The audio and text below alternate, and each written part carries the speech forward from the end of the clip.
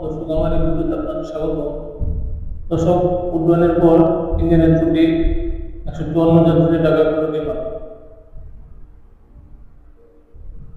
ঢাকার শাহজালাল আন্তর্জাতিক বিমানবন্দর থেকে উড্ডয়নের পরই বিমান বাংলাদেশ এয়ারলাইন্স ছেড়ে সিঙ্গাপুরগামী একটি ফ্লাইটের ইঞ্জিনের ত্রুটি দেখা যায়।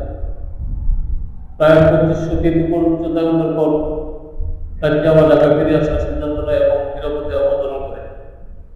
শুক্রবার সকালে বিমানের পিজি 570 ফ্লাইটে ঘটনা ঘটে। বোয়িং 737 থেকে 88 মডেলের এই এয়ারক্রাফটে 154 জন যাত্রী এবং 7 জন ক্রু সদস্য ছিলেন।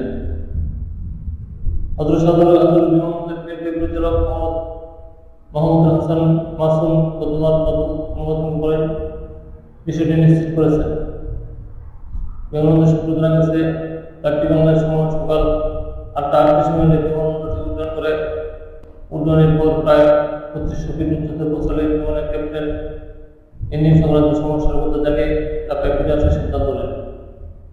এরপর বিমানটি বাংলাদেশ সময় সকাল 8:59 মিনিটে সম্পূর্ণ নিরাপদে অবতরণ করে এবং বিমানবন্দরের গেট 14 নম্বরে পার করা হয়।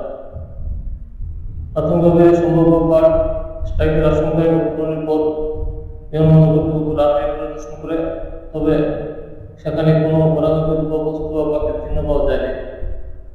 বিমানবন্দর কর্তৃপক্ষ জানিয়েছে, কারিগরি পরিদর্শন শেষে পরবর্তী ফ্লাইট পরিচালনার বিষয়ে সিদ্ধান্ত নেওয়া হবে।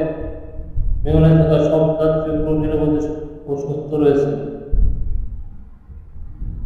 দর্শক, ভালো থাকবেন। আল্লাহ হাফেজ।